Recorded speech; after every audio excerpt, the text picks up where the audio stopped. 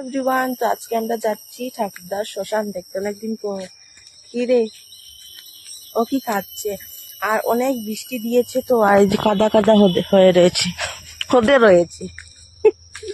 তো এই যে গাইজ আমাদের পুষ্কুনি পার, আর ঠাকুরদাকে কোথায় দাহ করা হয়েছে সেটাই আজকে আপনাদের সাথে শেয়ার করব। অনেকদিন পর এদিকে আসলাম আর কি। আর এই যে আগর গাছটা ভেঙে গেছে, তো এই যে এদিকে গিয়ে শুধু আগর গাছের বাগান, আর এই যে গরু এখানে ঘাস খাচ্ছে, হইবে দাহ করা হয়েছে।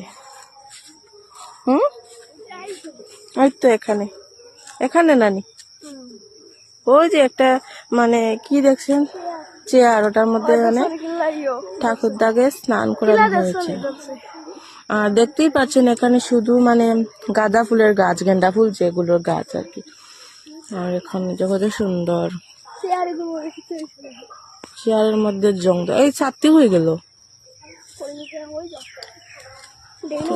ও ড্রেনে পড়ে গেছে ছাতা, যেহেতু মানে অনেক বৃষ্টি তুফান, আর ছাতাটা থাকা তো অসম্ভব। আর এই যে পুকুর পাড় আমাদের বৈষ্ণব সবার জন্য নাই, কেন ঠাকুরদা নিয়ে চলে গেছেন বোধহয়। তো এখানে যে ঠাকুরদা, আর ওই যে চেয়ার দেখতেই পাচ্ছেন, এখানে জুম করে দেখাই, ওখানে এটা ঠাকুরদাকে স্নান করানো হয়েছিল, তো এগুলো তো আর ব্যবহার করতে পারে না। আর এদিকে কালের বুক দেওয়া হয়েছিল, জানি না তখন তো মেয়েরা আসতে পারে না, তো আমরা আসিনি কেউ কালের বুক দেওয়া। ওই মানে আমি তো বাড়িতেও থাকি না, আর আমি আজকে মানে আমি তো হোস্টেলে থাকি, তার জন্য মানে ঠাকুরদার যে শ্রাদ্ধ শান্তির পর আমি ফার্স্ট আসলাম আর এই দেখতে এই জায়গাতে।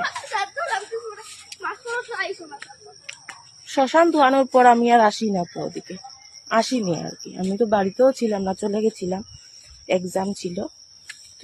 আজকে অনেকদিন পর দেখলাম।